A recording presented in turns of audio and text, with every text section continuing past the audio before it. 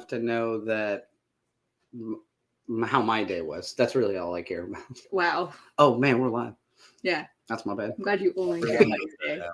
Cat's out of the bag. I care about Phil's day. Make sure our Instagram's live.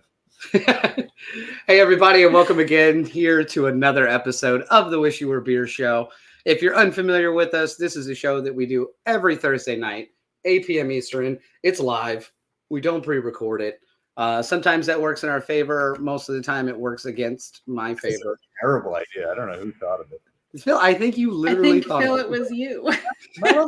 I don't think it was the tech person of the three of us. Yeah, that doesn't sound right at all. It may have been me. I would have been like, you know what? Bill O'Reilly said it.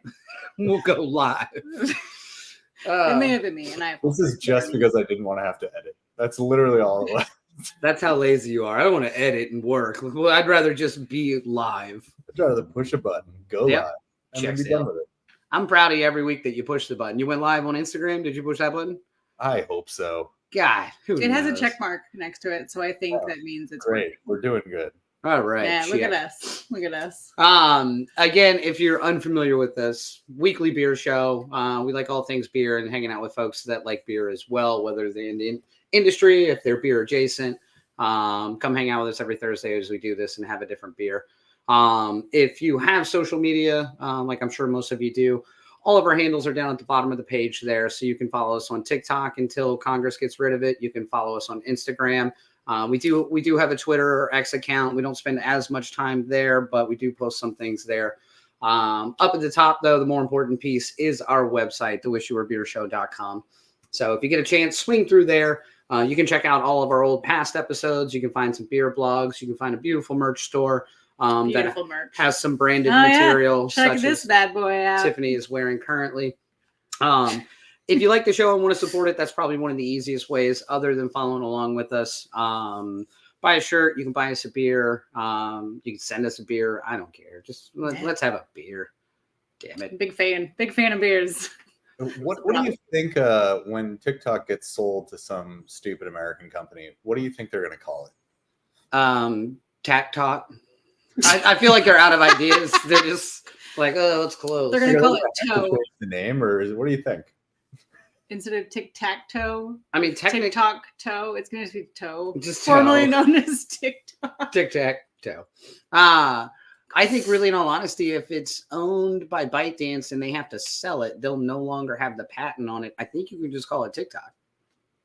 It's very interesting though. Like if you buy a part of it, right? You buy Right. how does like how does this even work?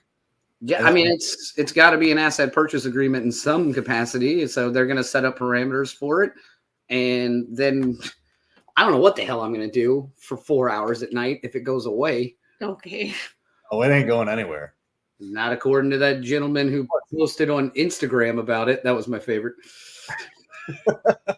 Was it like officially on TikTok initially and then on Instagram? I don't know, actually. Oh, okay. Yeah. You can do that. Yeah. I don't know. That's not TikTok you're watching. That's just the clips I send you. I'm just sending you things all the time. I thought you were TikTok. You're in my phone as TikTok.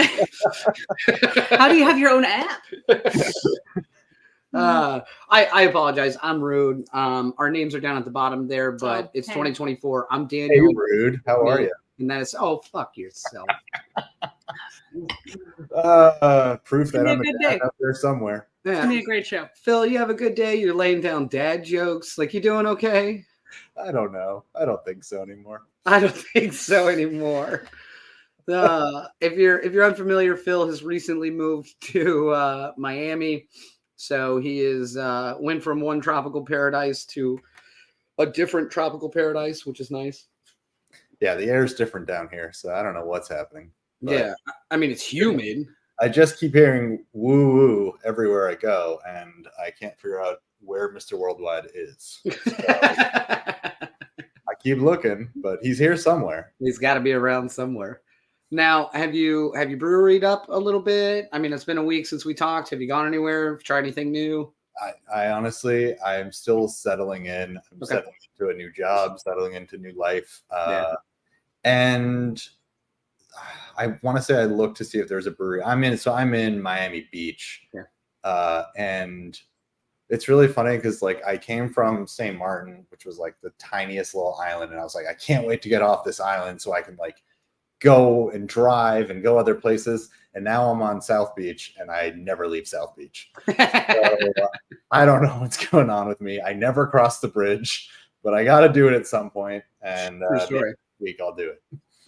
Well, I'm a little upset because last time we were in Miami, we weren't down in Miami Beach. We were a little north of it, but there was a really great kind of bottle shop, but also had a bar down in Little Havana that did all craft beer, Union Beer Store. Yep. They just put on Instagram today that they're closing. No. I know. I was so upset because it was such a cool little spot down in Little Havana. Games too in the back. Like What's that?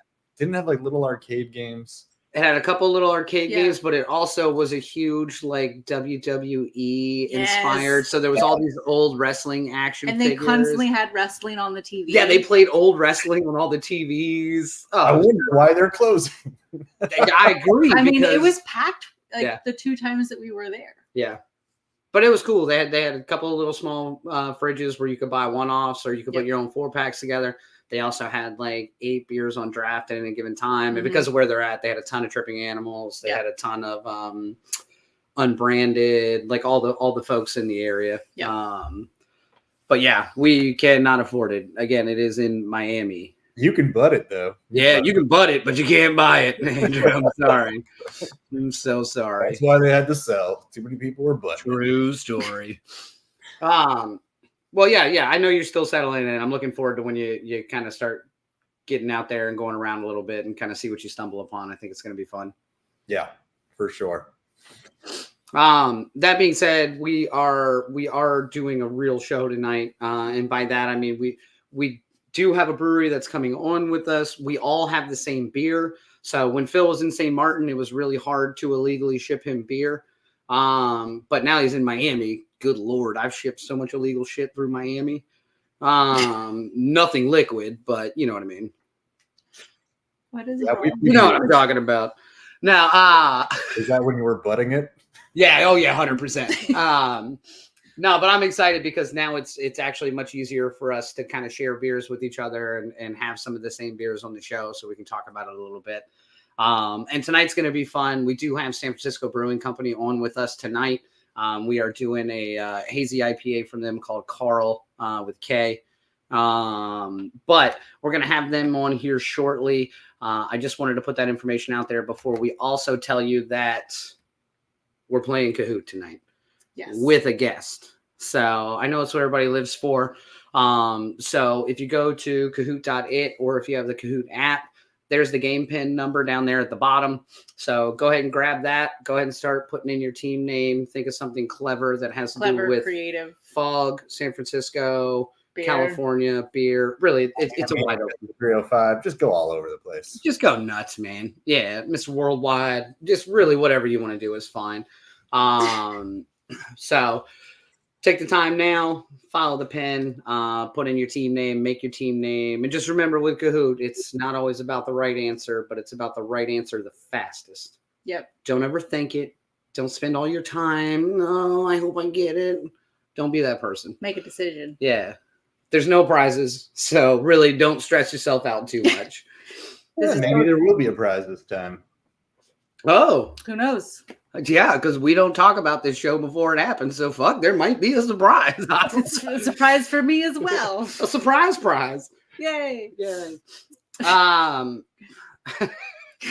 That being said, Phil, are you drinking a beer currently, or you're watching your figure? What are you doing? I'm watching my figure. Okay. No. Hilariously enough, like I'm still not used to this like being bright for so long. So I was literally having dinner like 10 minutes ago, and so I was just having a nice little hot water. Okay. I'm finishing that up before we have the beer tonight. Okay. So that's where I'm at tonight. Nice. Well, Tiffany was out in California recently, which is where we got these beers. We purchased them directly from the source, which is always fun as well. Yeah. They didn't come from a bottle shop. They weren't shipped across the United States, so to speak. They may have been shipped across the Well, they were shipped across the United States, but we got them from the source. So that's, and I was there and too. I was there too. So that's always my favorite when we pick them up in sight. And Tiffany's actually having one of their other beers currently. I am. I'm having their Hate Street, and it's Hefeweizen, and it's delicious. Yeah. So we kind of accidentally get 2 beers from them tonight, which I'm always excited about as well. And the Hate Street can art is fantastic, and the Karl can art is fantastic. So batting 1,000 on can art. So I hope the beer. So the show's done. That's all I need. That's it. That's it for you, right? Yeah, I'm just all about that can art. All about that can art. Yes, hop waters are delicious if you haven't had them. What's funny though is like I've had like 30 of those and I cannot catch a buzz off of them. It's super weird. Yeah. I don't know what they're putting in there, but I pee a lot. It's too much water, not enough hops, I think. Pee a lot. No, I love it. So again, make your Kahoot teams. Go ahead and get those rolling. Follow the pen. If you missed it scrolling down at the bottom, we'll pull it back up again here shortly, but it is up at the top of the chat as well. So you can find the game pen there. Let's keep the names minimally sexual as opposed to last week. It was brutal last week. We got a warning on our YouTube after last week's ones. Well, you're doing something right if YouTube warns you. Because I've seen some shit on YouTube. I've seen. Yeah, but not naughty words. Yeah. There's usually not a lot of talking in what I'm watching, but yeah. All right, I'm done talking to you two. Let's bring on a guest. Yeah, let's do it. Let's bring in San Francisco Brewing. We were lucky enough to get potentially 3 people if Aaron has parked and is not driving anymore. We'll see how it goes. I don't know. Roll the clip and we'll have him in here shortly.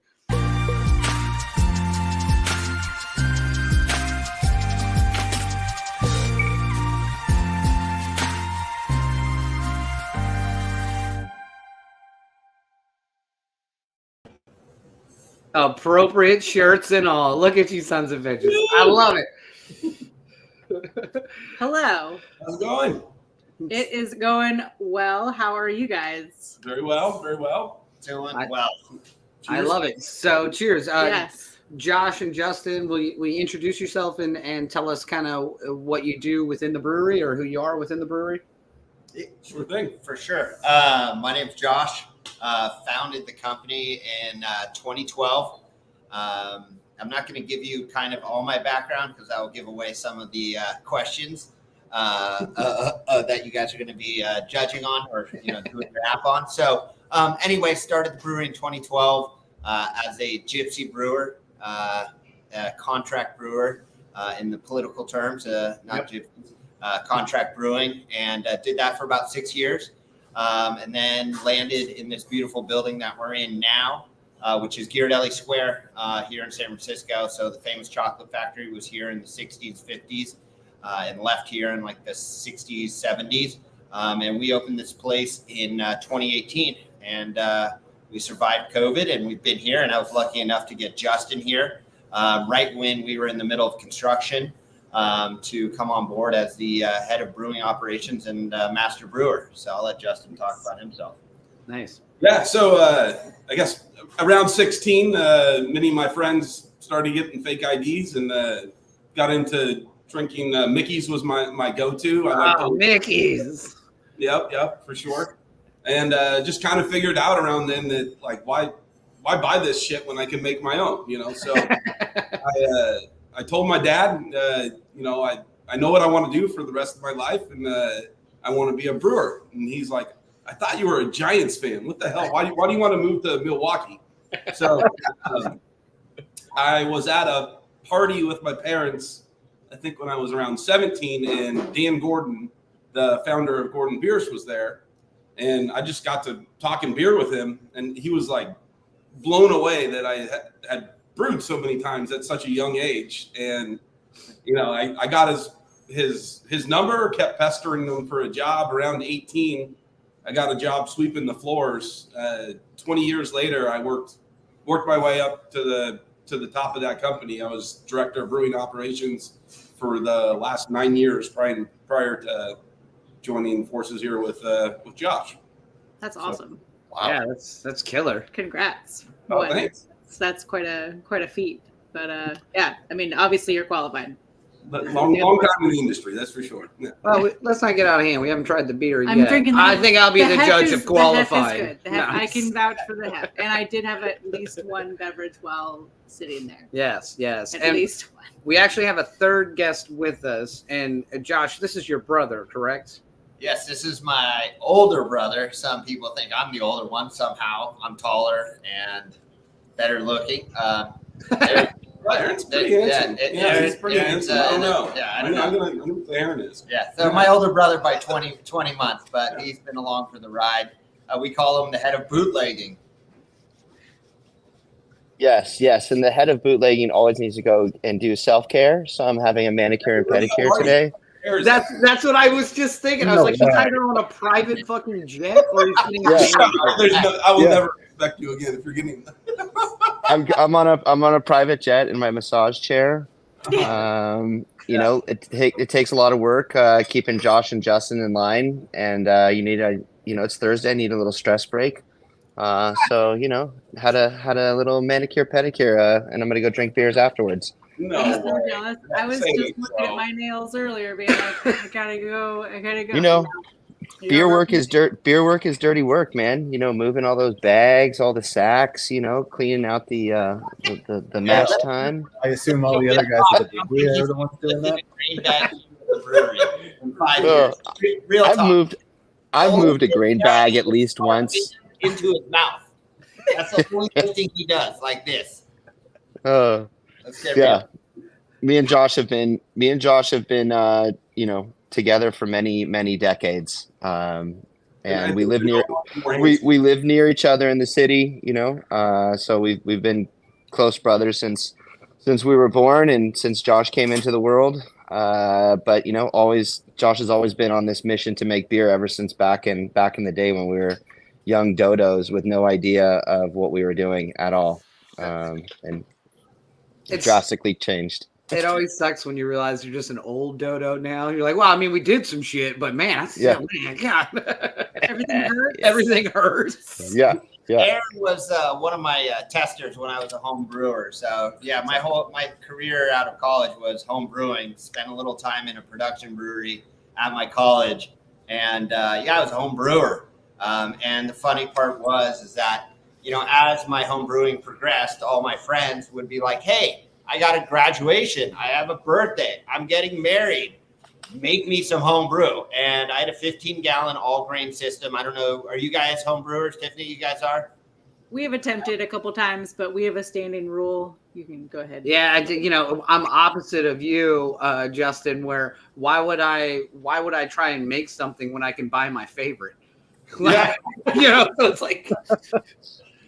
Yeah, the funny part is that all these people were hitting me up, and to make, you know, on a 15-gallon all-grain system, on a gravity-fed system, it takes you 8-9 hours just to do the brewing process, right? Yeah. And then if they're like, hey, I want 2 different styles, man, you're at that like 10, 12, 13 hours just to make the beer. Then you have to do the fermentation. Then you have to do the filtration. Then you have to do the carbonation.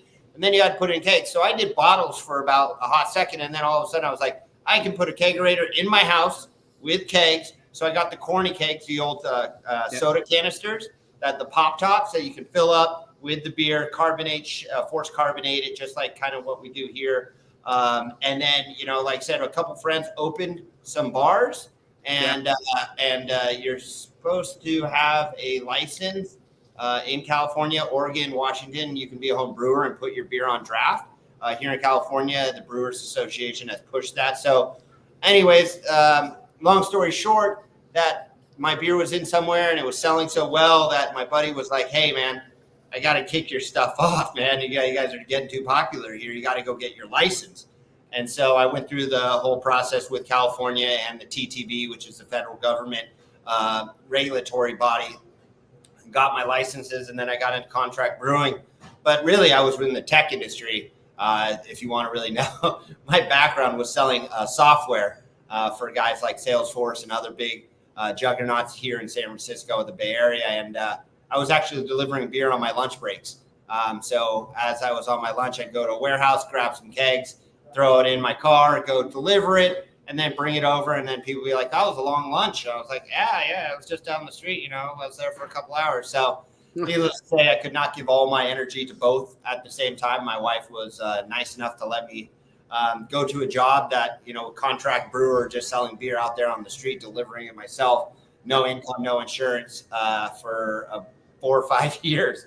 It was fun. And then we landed this location here at Ghirardelli Square. So home brewer turned professional, a little different kind of background than Justin.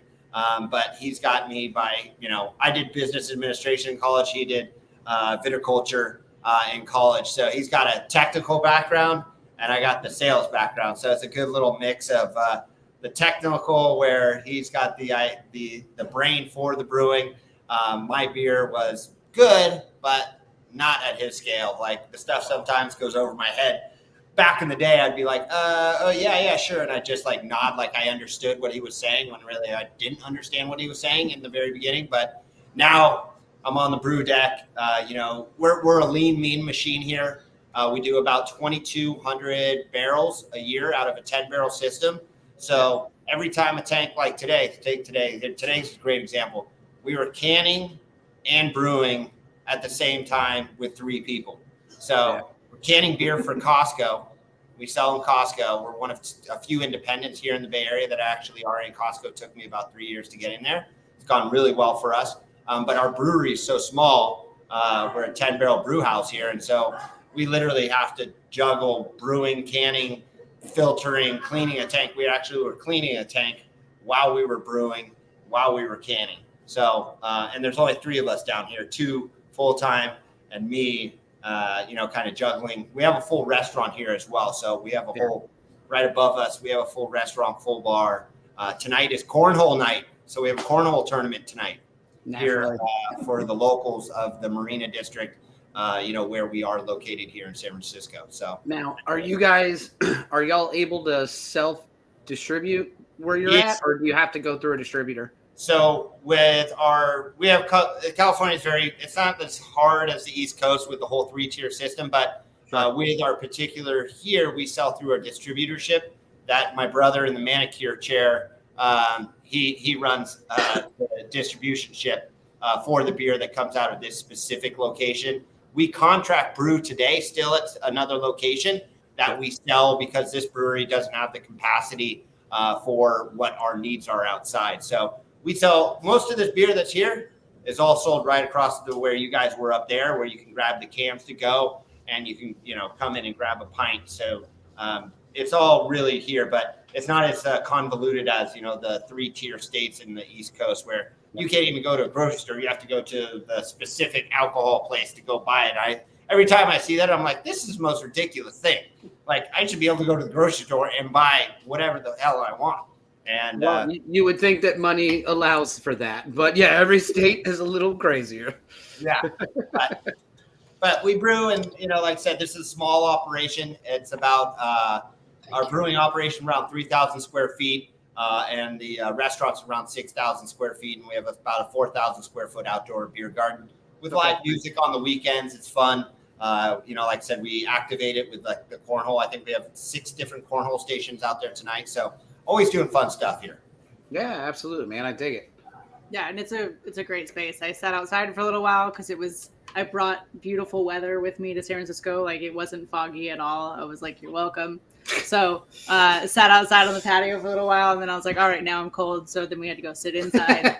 But yeah, no, it was great. It was a great space. Thank you. Oh, Gabriel, you son of a bitch. How are you, buddy? Oh, sorry. Well, that being said, again, we are going to do some trivia. There was some issues with Kahoot earlier when we were messing around with it. So if you haven't started your team name yet, or are trying to follow the pin, you can join anytime. But we are going to start here with some trivia so that we make sure we stay on time, and that Aaron has time to get his toes done before we finish up. Just for the record, that, like we said, self-care is very important to everybody, and you need to take care of yourself, and you need to take downtime. And yes, we all do. Or rather, we all should. You need to stay happy. Take a break. You need to stay happy and take a break and focus on yourself. So what chair are you in now? I see you switch chairs. Yes, this is the waiting area. I've already finished my mani-pedi for the day. So yeah, and I'm going to use Josh's company credit card to pay for it. Josh, thank you. You're the bootlegger. We would expect nothing else, actually. Yeah. Hey, can you put me on mute while I cancel his credit card? Oh, I have several. You're going to cancel all of them? Yeah. For Several. sure. Definitely. Gosh. All right. So again, follow the game pen down at the bottom, Kahoot.it, or if you have the app. But we're gonna roll is this true trivia or is this history and facts? History and facts. Oh God, this is the watch loudest yours. sound clip. Turn it Turn the down. volume down.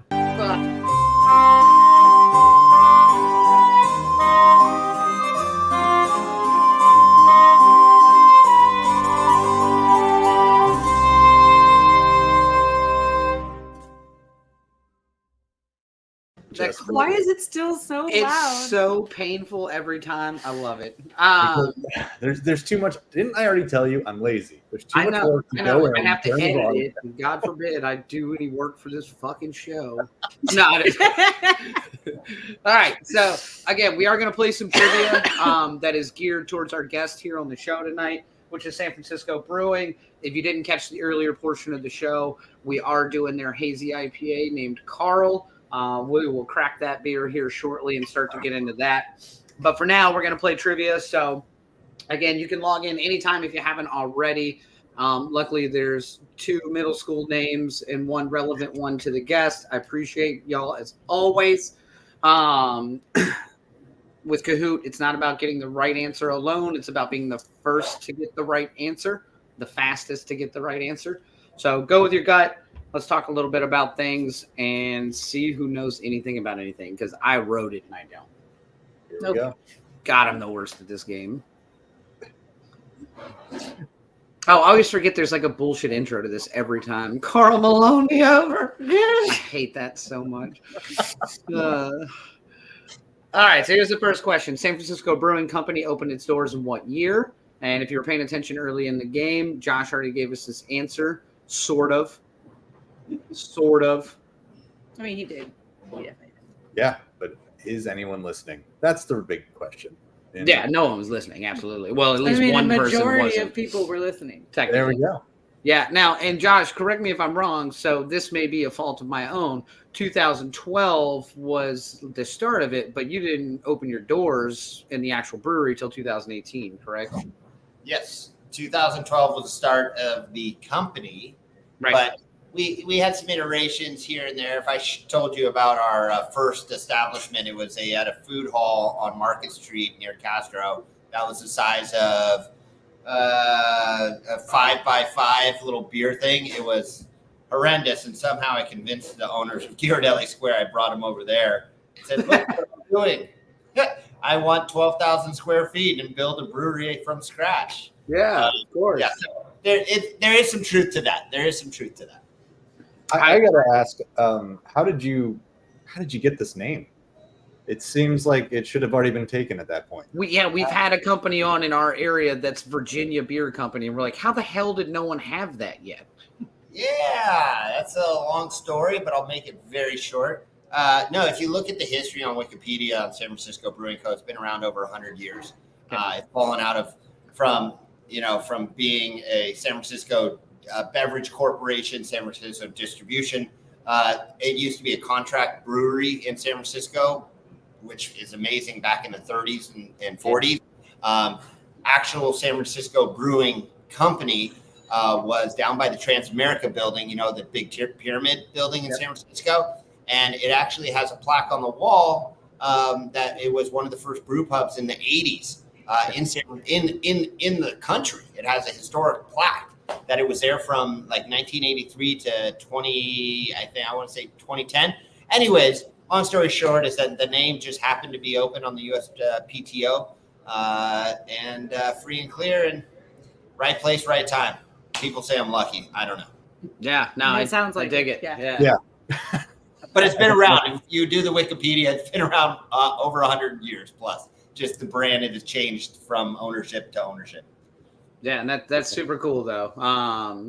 Yeah, I read a little bit about it and some of the origins of it within the '80s, becoming that brew pub, the true brew pub, or the first one down there. But the real question is, one person got this wrong. Can we see who was not paying any attention or joined late? Of course, G Spot's in the lead every time. Oh, I find this hard to believe that Testicle didn't know what they were talking about. Amazing. They're just hanging low. Don't hanging with Mr. Cooper, me. No, all right. All right, let's do a true or false. Brewing has been a part of Josh Leavy's family for over a century. True or false? That is not a historical representation of anyone in his family, I don't believe. We don't know. We don't know, actually. You're right. The beard kind of looks like mine, nice and gray. Yeah, we just AI'd you, basically. Nice. I hope I look that stunning as an old man. All right, so yeah, this is actually a true statement. And Josh, I'll let you give us a little bit of rundown about your family history when it comes to brewing. Yeah, it's kind of a cool history. My great-grandfather, Miguel Gonzalez, immigrated from Spain to Mexico in the late 1800s, plopped down in Mexicali, which is on the United States-Mexico border in Baja. That's Baja, California. Yeah, Baja, California. And it was one of the first breweries in Baja, California in the 1900s. And Miguel brought his knowledge from Europe and opened Mexicali Brewing, which is still in existence today, not under the family name. It was sold off back in the 70s and 80s. But at one time, it's pretty cool. You can see it was recognized as the largest bar in the world. It was a whole city block. There's photos of Mexicali Brewing. The bar where you sat down was an entire city block. One bar, one thing. And so, anyways, yes, it's been in I'm a third generation or fourth generation brewer, as my grandfather was not a brewer. He was a doctor, but our family has long roots to Mexico. I still have family in Mexico, all over Guadalajara, Mexico City, Tijuana, where my grandfather was born. And so they got out of the beer game and got into the hard liquor game, and they now own distilleries in Jalisco, Mexico. So kind of went that direction, and I went back to the beer direction, and potentially are going back into the hard liquor myself and Justin here in the near future. So keep your eyes and ears peeled for maybe some hard spirits out of these two guys.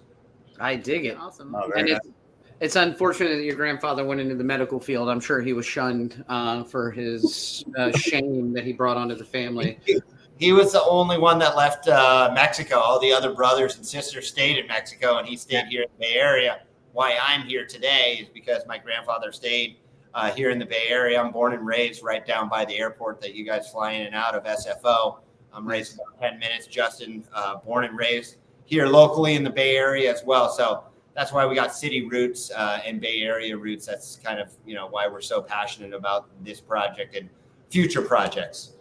Yeah, I dig it. All right, now here's the real question. It's Testicle still dropping the ball. What happened here?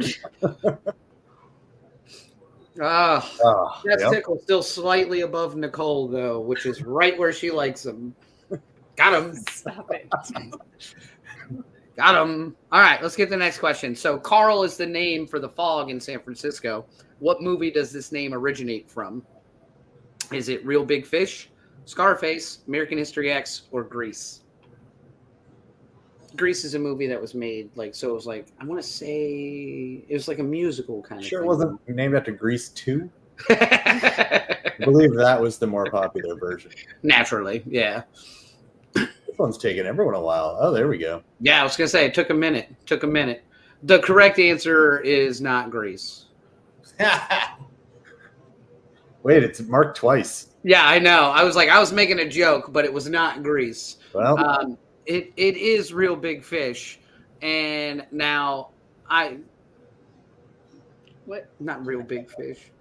That's the band. That is the real. That's the Boy, band. we really fucked We were this question drinking while up. we did trivia. It's actually just Big Fish.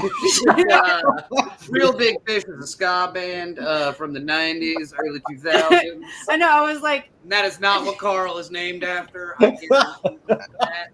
I was a little confused. I'm like, I don't know if that's a movie, but I would have picked it. It's Yeah, both I- grease and real fish. Did the tickler or G-Spot pick Big Fish?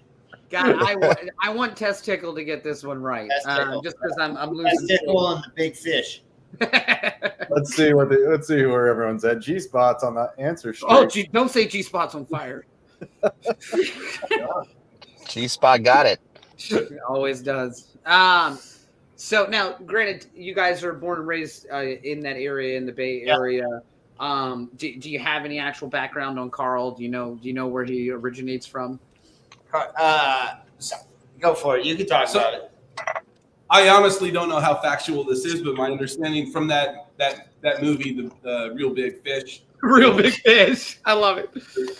there was the main character was a giant named Karl, who probably kind of like Karl the Fog was just this gentle giant that kind of like blew on through, and maybe there was some correlation there. I don't know how those dots were connected though. So there is. So the person that came up with it, or actually named the fog Karl, the earliest documentation of it was actually a Twitter handle that someone made as Karl the Fog. And when they actually interviewed this person, because he started responding to things on Twitter as Karl the Fog, and it would always be like a play on words and shit like that. Okay. But so then they finally caught this person who remained anonymous in some capacity, but did some interviews. And that was his thing, this large, overbearing creature throughout this film that everyone disliked. Also, you found out was a really sweet person, was really like this great person to be or to have in your life. So it gave the Fog like this weird personality where people who used to think it was overwhelming and they couldn't deal with it and it was a downer suddenly became, oh shit, We're blowing up here. a little early on the West Coast for a booty call. It's either my wife or one of my two kids. Yeah, well, I hope it's your wife, given the context I just put it in. God. No, but so it this weird Twitter handle gave Karl a personality that people started to connect with as something that they actually liked and something they appreciated about the area versus being this overwhelming, terrible weather phenomenon. So interesting. It was not in Real Big Fish. It's not on any of their albums. I apologize for my typo. And the funny part is like his Instagram account, Karl the Fog, has like hundreds of thousands of followers. Oh, yeah. Fog. It's nuts. Yeah. No real good content except for Fog. It's just fucking fog jokes. Yeah. Come for it. All right. Let's get on to question 4 or 5. Oh, wait. What brewery is located in the town where Josh graduated from? College, not high school, because I couldn't find any documentation that you graduated high school. Yeah, I did. Brother Aaron loved that joke. That's a good one. Yeah, so correct. It is Sierra Nevada and Chico. Josh, you actually added this question for us because we had one in there that wasn't as relevant as it should have been. So I didn't do any actual background on where you went to college. Yeah, so we call it, he went to another state school here in California. He went to Fresno State, the Bulldogs. I went to Chico State, so we're state schoolers here. But we call it, the joke is at Chico, we call it Harvard of the West. And it's funny because when I graduated, I was trying to get a job, and I was talking to recruiters. And that year, the good old Playboy magazine listed Chico State as the #1 party school in the nation. Fuck. It did. Yes, it did. It's a conversation to have with recruiters that say, "Oh yeah, I saw you." Everybody knew about it because at the time everybody was like, "Oh, I want to be the best party school," And Chico State was #1 the year I graduated. Booty call, man. Why it's going to my laptop for some reason. Phone's on silent. But our joke is Harvard of the West. Chico State's about an hour and about 20 minutes outside Sacramento, about 3 hours outside San Francisco. So it's up north. If you had Sacramento and San Francisco and you did a triangle between the two, it's up north from those two. And spent a little time at Chico at a brewery called Butte Creek Brewing. It's not in existence anymore. It was an organic brewery, one of the first in the country. And one of the cool things is that I was a marketing major, business major there. And one of the things that my senior thesis was opening up a brewery, actually. Nice. And I was just like, I work at a brewery. I like a brewery. I like beer. And the nice part was, it's like, if you went to college, anywhere in the country, unless you had a brewery, a big brewery back when we were in school, when we were all at school, you wouldn't be drinking nice craft beer. Right. You'd be drinking Natural Ice, Budweiser, Bud Light. On St. Patty's Day, you'd get green Bud Light. We were so thankful to have Ken Grossman, the founder of Sierra Nevada, putting out beer that you couldn't get anywhere else in the country because it was kegged right there. So we got beer that you couldn't find anywhere else in the country, and we were having keggers with some premium product. And it was pretty awesome because you got really trashed and off some really good beer, wicked hangovers. I was going to say, God. But Sierra Nevada, it's funny. Ken and I do talks every once in a while to the alumni at Chico and also to current students in the business program. And we talk about, our love for beer, passion. Sierra Nevada is a juggernaut. They have a brewery in North Carolina now, and they have one. And his daughter is actually named Sierra Grossman. It's funny. I'm looking right now at a badge that we got, a GBAF. And it's Ken Grossman's badge that I found on the floor at a bar. And I wore it the whole time. And people were like, "Oh, hey, Ken." It was hilarious. It's sitting right on one of our posts in the brewery. It says Ken Grossman, GBAF. It's like all access. Yeah, all access. Yeah, do whatever the hell you want, Ken. Yeah. I was like, Sierra Nevada's good. Yeah, Sierra Nevada. Yeah, but they know what the name. So anyways, funny story, Chico State, Harvard of the West, great college, but definitely a party school. And it makes you have the ability to talk to people, to relate to people, and to drink with people. And I think that's kind of where my passion for craft beer came from, is the ability to create a product that brings people together and has them talk to each other and, get out of their comfort zones. Yeah, beer brings me out of my comfort zone with some regularity. All right. So we're going to call this the last question because I want to get into this beer. And by the way, we poured already. Yeah, sorry. But there's no better way to go out than with the G-Spot on top. So well done, G-Spot. I think you're second week in a row. Yeah. Yeah, impressive. So I do want to talk some about this beer that we're having tonight from San Francisco Brewing. It is Karl. You can see the beautiful can art there of the fog with a great city kind of intertwining into the fog character itself. That is Karl. This is a hazy IPA, which I'm not going to lie to you, as an East Coast person, I'm always a little leery of when we start talking about foggy IPAs or what we think a hazy IPA is. But that doesn't mean I'm going to trash it. I mean, I'm not going to trash it. I'm going to try it. Okay. This is your jam. It is my fucking jam. Everyone knows it. Come on. You're very basic. He's very basic. So let's talk about this beer specifically.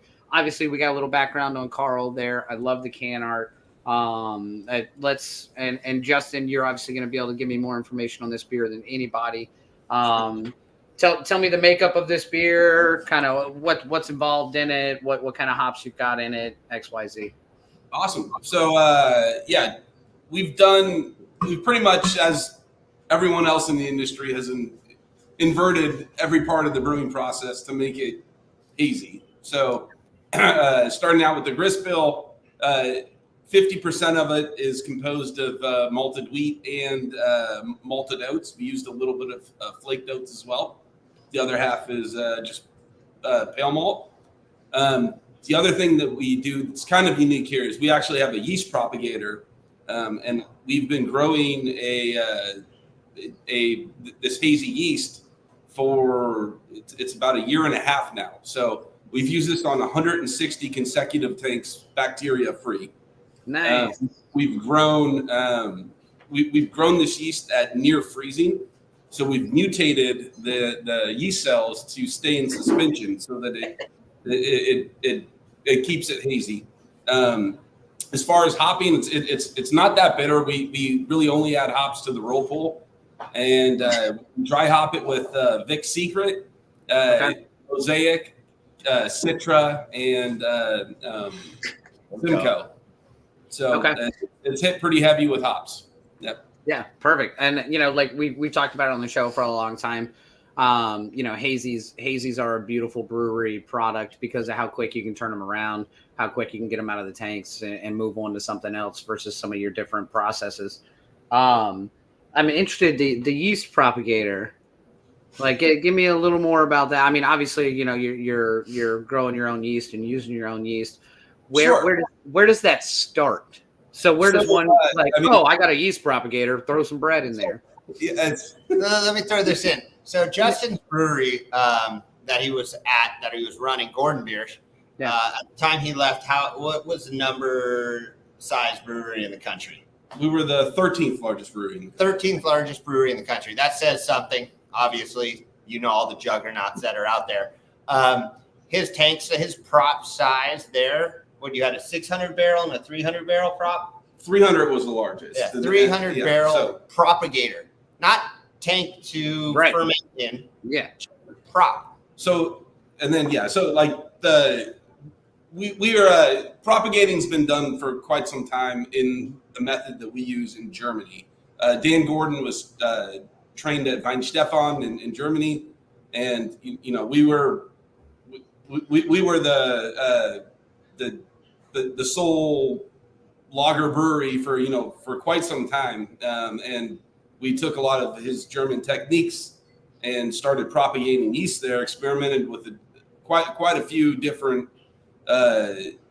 propagators to dial that in, and so experimenting with that is kind of how the propagator came to be. It's what's known as a continuous propagator. So it's very different than propagation that would be done at a yeast bank that you would traditionally purchase yeast from that all these breweries do. This thing's designed to just carry on.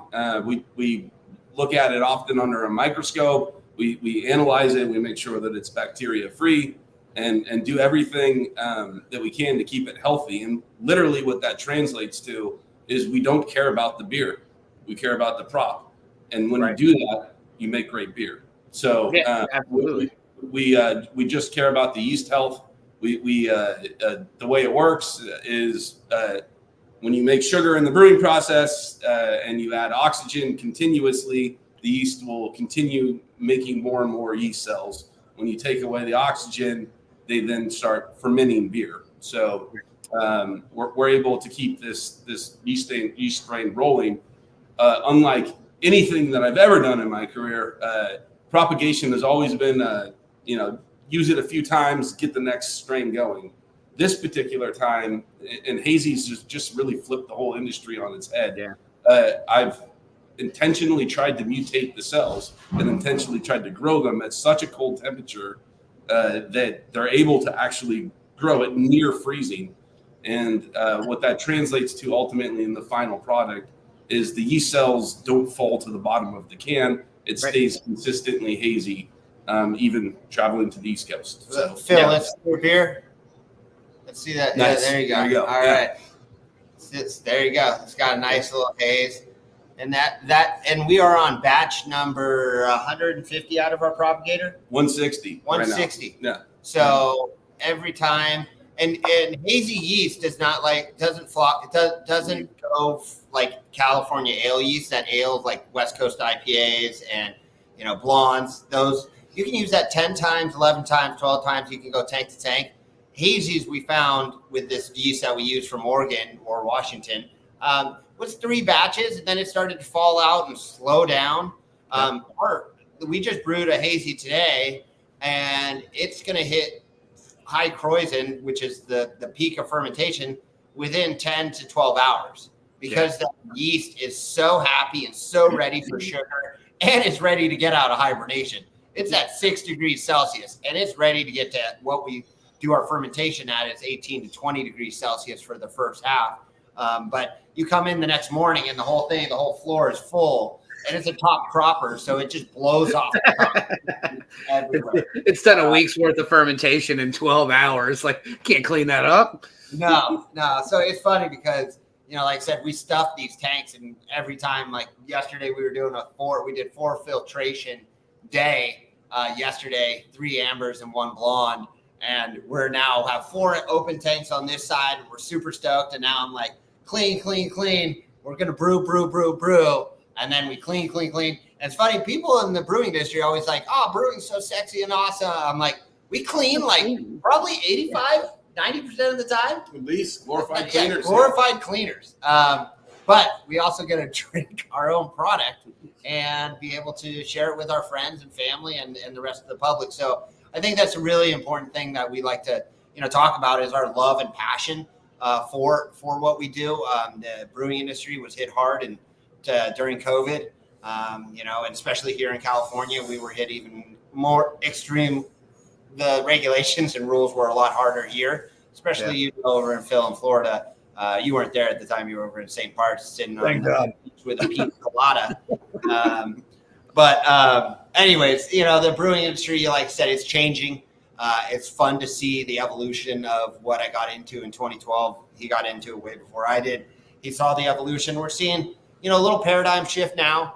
I think the guys that are really passionate, that are really, strong about the craft industry, that are passionate about it and want to put the time into it are surviving. The guys that are kind of, here that thought it was a cool thing in 2020 and it was like, or, in 2018, it was something cool that you thought you could do and you could do 2 jobs at once. We're seeing that a lot now where, the people that weren't really passionate about it aren't really around anymore. And the people that are passionate about it, like Justin and I, put our effort into it, our full blood and sweat and tears, no blood in the beer, just no, or sweat. Really, either one, man. I've had some weird beers. We'd call it even. It's a saison. It's a saison. It's a farmhouse.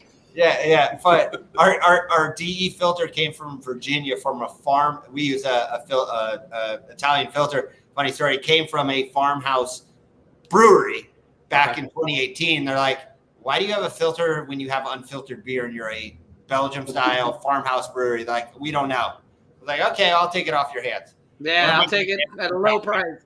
Yeah, for a low price. So anyways, Karl, the funny thing is Justin had never made a hazy before he had at Gordon Beers. Hazy. Nobody has. No, in 2018, Gordon Beers wasn't making any of the contracts that he was doing, weren't doing hazies at the time. Yeah. And the other funny part is that I talked to Ken Grossman, what was it, a year and a half ago? We were doing a podcast kind of thing like this with students. And he was like, I never thought this, but our pale ale is now being outsold by Little Something in the United States. Is more popular than the pale ale. And I thought it was a fact. I was like, it's going to go away. It's going to be something to be here for a couple of years. And it's just steamrolled all the way through. Have you guys had cold IPAs yet? Yeah. Yep. So they were. They're IPLs. Thank you. Yeah. So they're rebranded. Correct. I know. Because everyone's like, I don't know what that is. We had them here for probably a year or two before the West Coast started doing them because we went to. You trendsetter. Well, we went to Pumpkin Drublick. Well, no. When we were in California, but no, in Los Gatos the one was that that was an IPL. Yeah, of course. Yeah. But that was pre. But when we were in California, sorry. Remember we went to the little place in Los Gatos? Oh, we were in Los Gatos. Yeah. Oh, it was it wasn't Loma Brew, but anyway, it was one of them, and they had like a whole thing on the bar, like a description of what a cold IPA or what like there's this whole like sheet in case you were scared to order it, and I was like, I've been drinking this shit for like 2 years. What the hell are you talking about? No, we started doing it here, and we started doing it years ago, and it's one of our second or third popular beers. But again, it's probably the most expensive beer you can make because you're lagering it, and then you're putting the hops that you put in a hazy IPA. So it's double the tank time, And then it's, you're putting these juicy tropical hops in it like a, Hazy IPA, but I really love them. The one beer I was going to talk about real quick and to show you some cool artwork. So our artist is Dan Villager. If you look at his Instagram, it's Dan Villager. He's does stuff for Prairie Brewing, the Sour House. He just released a can today. I just saw it on his Instagram post, but this one is called Halfway to Hell. It's our triple IPA. We only release it once a year. It's a hazy. Don't worry, it's a hazy. I hurt my feelings. I like West Coast. I like hazy. Throw it down the hatch. I'm as basic as I get. I'll crack one. Like I said, so it's pretty cool. It's got the Golden Gate Bridge. And so the quick story of this, and I always like to tell stories. I'm a big history guy. Is that Halfway to Hell was a club that when the Golden Gate Bridge was being erected in the 1930s, while there was no deck and just the suspension cables coming down, there was nets underneath all of that. And if you were lucky enough to fall off while you were doing the stringing of the cables and get caught by the net and not fall into the ocean and die, you were in this cool club called Halfway to Hell. So that's the cool artwork. Dan does all of our artwork. He does stuff for Premier League, LA Times. He's a published artist now. Nice. And so he doesn't have time for me. He still does our stuff. But I used to call him back in the day and be like, hey, Dan, I went to college with him. Hey, your artwork's awesome. The first can, and it's cool. The first can he ever did was this. First artwork he ever did for us was the Hazy IPA, Fog City. And it's funny because it was like 2 to 3 weeks back in the day. He'd be like, oh, I'm going to color and sketch it and get it to you. Now it's like 3 or 4 months. Like, I'll get to it. And I'm like, can I get my friends and family discount, Dan? And he's like, dude, I don't know who you are. Yeah. Like, I'm published, dude. Like, he's doing stuff for Prairie now. I mean, I'm small fish in the ponds compared to their stuff. So Dan is awesome. Dan Solsberg, he lives in Santa Barbara. I always would like to give him shouts out, but his artwork is awesome. He's got like a whole children's book line. It's at Dan Villager on Instagram. He's awesome. So check him out. He's got some great artwork and he does a lot of cool stuff. Yeah, we're a big fan of the can art you guys have. So yeah, that's always one of our favorites with like different brewers we have on. Phil's a little more harsh about it than we are. I like any art that I can't do, which is why I like any art. And then Phil told John Mallett that his artwork sucks. we had John Mallett on early in the conception of this show. For some dumb reason. I reached out to Bells and I was like, hey, we're gonna do Two Hearted. Anybody from the brewery can join us, and they're like, yeah, we'll send John Mallett. I was like, are you sure? We don't really know what the fuck we're doing. You sure about that? I'm sorry, but that Two-Hearted Ale looks awful. It's one of my least favorite can arts out there. It's awful. Two-Hearted Ale, Bell's Brewing. Yeah. Let's have a blurry photo of a fish. Like that's gonna make you thirsty. Yeah, and somehow it's one of the most popular, but we got a great little small brewery. I'm sure you guys heard of up the road here in Santa Rosa, Windsor. Have you guys heard of Pliny? Never had. Yeah, of course we have. Is that a beer? Yeah. Vinny's super cool. His wife's awesome. They're great ambassadors for the industry. They come down to San Francisco. But their new brewery, have you guys been to the new one in Windsor? I always like talking about that one. No, we haven't. They're massive production. So back in the day, if you were an account, you couldn't get their beer. You had to get on a wait list, and they were like, the bee's knees. They still are. I love them. I still drink when I can. I get some of their Pilsners. They do a really good job. But they built a massive facility outside of Santa Rosa, or their original brew pub. So if you're ever in the area again, you guys should definitely go up and check that. Definitely stop here first, then go up there. It's in wine country, so you can go if you're, you like your Pinots. If you want your Manny and Petty with Aaron, and then go get some Pinot Noir. I love that Aaron's in wine country now too. He's graduated from just getting a Manny and Petty. He's also first in wine he was country. in a private He loves a rosé. Hey, private jet, dude. This guy. I'm a mover and a shaker. I got to make things happen. You got to keep the business running. Yeah. You got a bunch of thinkers over here, but somebody's got to be a fucking doer. Yeah. Well, the story always goes when we interview that I taught Josh everything he knows. Just kidding. True older sibling. Yeah, just kidding. I'm the middle neglected child.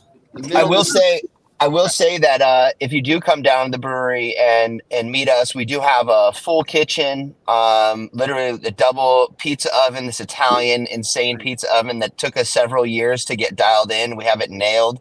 Our pizza's fire, our burgers are fire. We have awesome salads. Obviously, all of our beers are available at the brewery also. I don't know if Josh or Justin mentioned this, but we do a whole tank to tap pouring system. You want to see real quick, Dan and Phil? You want me to walk and show you the brewery real quick since I got time. We're right at the very end? So yeah, the thing I was just saying is that we do from Bright Tank directly to the taps. So we run giant 8-inch lines overhead. You can see where Josh is right up above that run into the restaurant. Go ahead, Josh. These are Basil Hayden barrels right here. They've been in the barrels for 3 years. So we do a barrel age program here. Basil Hayden right here, these ones. Willette down here at the very bottom. We got Wild Turkey over on the other side over there. So we do a small program here. We have an awesome Premier stainless built our brewery from scratch. We got fully it's got a 10 barrel mash and boil kettle and then a 20 hot liquor tank.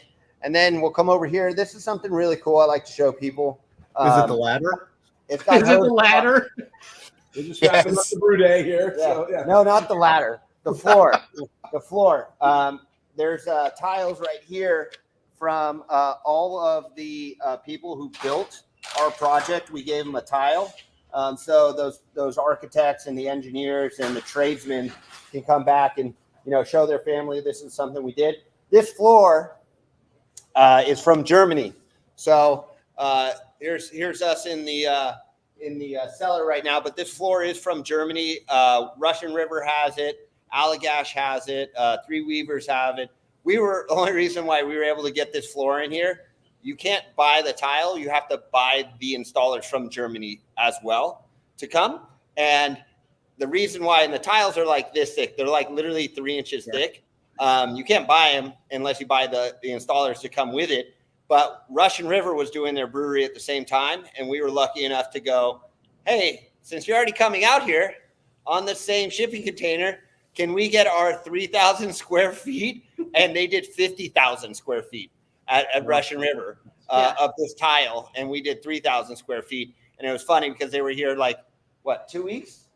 Were they here 2 weeks? Oh, much longer, yeah. Like 3 weeks, but they were there for 6 months over in Russian River installing tile by tile. But they're really awesome floors. But again, here's Justin's propagator, guys, right here. So he designed it himself. Cool little propagator right here, 5-barrel. And then these are the 3 Wiseman right here, 1, 2, and 3. We added those about a year into our project because we were running out of beer. And so we added we have 120 barrels of fermentation space now. When we started and we opened, we had 60 barrels. Nice. So we added the 320s to allow us to do, Hazy, Fog City Hazy IPA, because we made these uni tanks with carb stones so we could carb in line there. And then we got a cute little canning line right behind us. From Michigan. It's actually from Michigan. Micro canner. They're awesome. We've had that, and we got that before the pandemic. So we were lucky enough to be able to can product and sell it to people before the pandemic. And so, anyways, that's our little cute brewery. So I just wanted to give you guys a tour of our facility. So I dig it. Yeah, I love your beer glass. What are you sipping from? So this is a teku that was done from a brewery near us called Ouzelfinch and Nost. Actually, they've actually brewed with Humble Sea. Yeah. Okay, cool. That is awesome. This is one of their cups. Nice. I like it. Love Nice. Yeah. I could definitely not put that in our restaurant because it would be gone. Bartenders or stolen. Well, these were for sale. They don't use these to serve beer in. Yeah, same Okay. idea. Yeah. Also, the lacing on this is gorgeous. Oh, nice. Oh yes. Any other questions for the brewers here? No, I don't think so. I think we're running a few minutes long, but I want to give you guys a chance to pitch or talk about anything you got coming up at the brewery. I mean, obviously, we found out a lot about the brewery to begin with, but is there any big projects coming up? Any big beers you're excited about? Aaron, anything you're looking at self-care wise? Really the things that are important to you. Wow. So these shirts we've had these before the show. No, I'm joking. We love Wish You Were Beer. This has just been one of my mottos all the time. Yeah. And so projects wise, we have something up our sleeves, but we can't talk about it yet. We're still in the works of contract and they have an NDA on us. And so anyways, we have some other stuff that we're doing Cool here. story, Josh. Yeah, next. No, I'm just Hey, I can't talk about it, but The one we can say it has to do with beer. What? With beer. What? Yes. You heard it A first lot of beer. A lot of beer. Mega beer. Here, we want to expand so we can sell our beer throughout California and throughout the Western U.S. We're at a point where we have no capacity. We're at contract brewing, and so we want to expand and share our product throughout California. And so I think we've made that pivotal decision as a company to take on a new project. No, we're not buying Anchor Steam. That would be too big of a project. They did 60,000 barrels in California last year, and somehow Sapporo didn't want to do it anymore, which is crazy. I was so. I know. I know. Sapporo. I don't know. That's for another day and another conversation. It sucks. For the history of San Francisco and the craft brewing industry as a whole. But like I said, we got a cool Kentucky Derby party coming up. Justin, if you come here sometimes, he has some crazy beers that he likes to make for special events. Are you going to make a mint beer for the mint juleps? We're hosting a huge party here. 300-400 people will be here watching the Kentucky Derby at SF Brewing Co. on May 4th. But did you think about making a mint lager or something? I'm more interested in. We're definitely doing some draft mint juleps. Keep those. Yeah, he's making a keg. He's making 30 gallons of mint juleps. 30 gallons of mint juleps. I think trouble in a keg. Trouble in a keg. Yeah, 20 cases of Maker's Marks coming next week. So, but Justin always is super creative. If the Nerds beer, was it on draft when you guys were here? Nerd Sour. I don't think so. You guys missed out. I was gonna say, Justin, one time, one Halloween, we have a Halloween party and we had extra nerds, and so he's like, let's just dump these in the barrel. So we had a barrel aged wine sour. And it was amazing, and everybody asked for it all the time. So, nice. I guess as a general philosophy, we'll always do classics. We'll always do some progressive stuff that we've come up with. As Josh just brought up, the Revenge of the Nerds. To me, that's more of a visual beer. It doesn't apply so much to outside sales, but there's an amazing thing that happens when a server walks by with a beer and it turns heads and facilitates orders. The whole rim, etc. So the whole rim is nerds. The rim of the glass is nerds. A lot of the coffee beers we've done are served with the biscotti on top. We're in Ghirardelli Square. I don't know how familiar you guys are with the chocolate, but that anything that has the word Ghirardelli and chocolate does quite well here. So you guys are in definitely a tourist hub. And do some progressive stuff. And the biggest compliment I think you can give to any brewery is to copy them. So follow trends in the industry. Cold IPAs, that's one of our better sellers. We jumped on board right when we realized that was happening. There appears to be a non-alcoholic beer trend. We're going to jump on that in the next couple of months. And then as much as you guys think it's only foggy here, it actually is nice many times. So we're doing some Pacific Breeze hard spritzers. Those will be coming out next week. And really, it's like a seltzer base with pureed fresh fruit. The colors are amazing.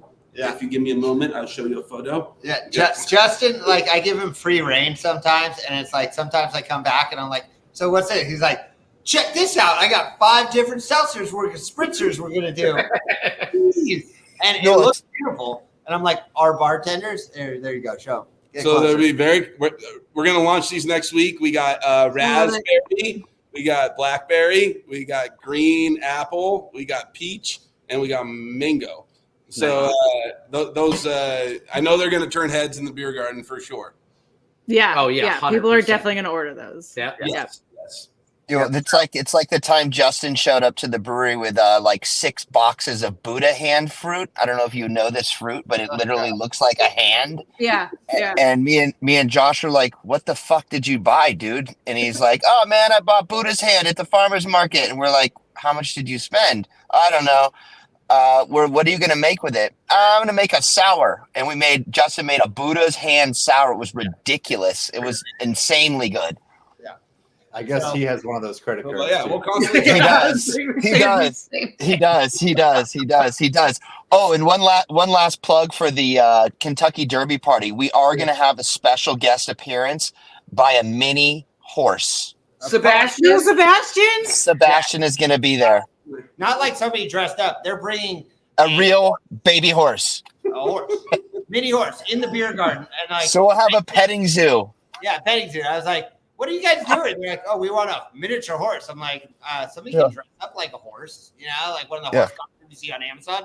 Like, no, we want to bring the real horse here. I was like, "Okay, sure. Give me a letter. I need a certificate of insurance for this horse so it doesn't bite anybody or kick anybody." Yeah. So I just got the certificate of insurance. Just to, Gonna need to provide a W-9. Yes. We're paying the fucking it's horse. $10.99. The horse is We're paying him hazy. He drinks hazy.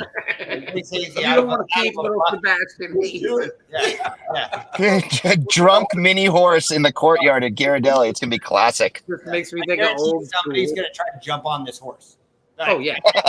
300 drunk people drinking mint juleps all day in the sun. Uh, Gonna try to jump. trouble. And I would be nowhere near. So, anyway, I want to thank you guys for having us on. Hey. It's been awesome. Cheers to you Cheers. guys Yeah, and thank your you. and Thank you. your podcast. Really appreciate you having us on. Next time you're in San Francisco, let us know. When you come back, I guarantee you there'll be a new project. And as those things come out, I will definitely let you guys know about any of those opening parties that we're going to do. But it's going to be awesome. Trust me, it's bigger than this project. So we're ready to put the pedal to the metal and let Karl go everywhere in the Fly, Karl. goes. Who knows? But anyways, thank you guys again.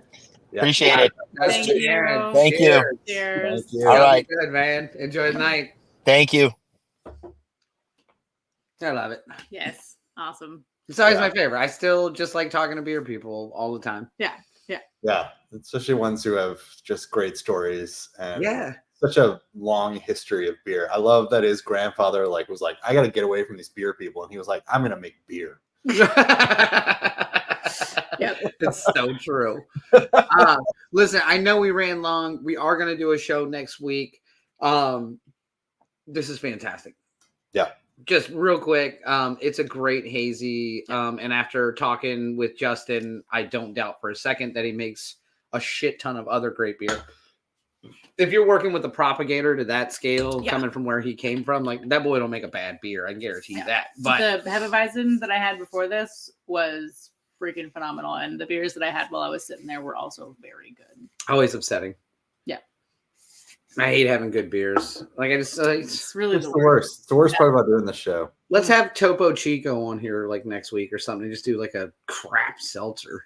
I mean, they're delicious too. They are delicious. I like They're them. so I good. like them, but it's a beer show. Oh, well, I'll say that next time we drink cider. We haven't done a cider, not that I'm aware of. Just I don't one. remember that episode. We've had two, Yeah. I think, haven't we? Yeah. But that being said, again, thanks everybody for sticking around and hanging out with us. We love talking to beer people. I hope you enjoy it as well. Otherwise, you wouldn't still be here. Make sure you follow along with us on all social medias. Give us a like and a subscribe wherever you can. Go follow San Francisco Brewing Company and let them know you saw the show. Yeah. So that we know that it was out there. Yep, Yes. 100%. Go give them a follow. Go comment on some of their stuff. Tell them that you saw them here on the show. And go have their beer because it's fucking amazing. Yeah, It's it is so really good. good. I'm looking forward to going back out to the West Coast soon, and Yeah. we can get back through there again. So, Road trip, not road take a trip, train. not driving across. We country. should take a train. Just All right, take the new car, Daniel. Yeah, I'm not. So, The Telluride. nope. Just me, Tiffany, the Fiero, and the open road. going 40 miles an hour. Go across fucking the- The speedometer It goes only to goes 80. to 80. Goes to 80. We'll talk about that next week. Don't worry, there's 2 ashtrays, one for each person that can fit in the car. Perfect. Perfect. So a baby and an adult. All right. All right. See See you you, next bud. week. Y'all be good. Come see us next Thursday, 8 p.m. Eastern. We'll do it again and have another beer. Sounds Thanks good. for stopping by. Oh yeah, we can still talk here. I forgot. I love that you tried to fit it in. Like, thanks for stopping by. I know. I panicked. You'll I never panicked. know what we're saying. Oh no, it was me. Oh. Here's where you can click to watch more, This What? is a thing. in case anyone's wondering. What is that? If you want to sit through another hour and a half of this. I do. Look at you and your long hair and those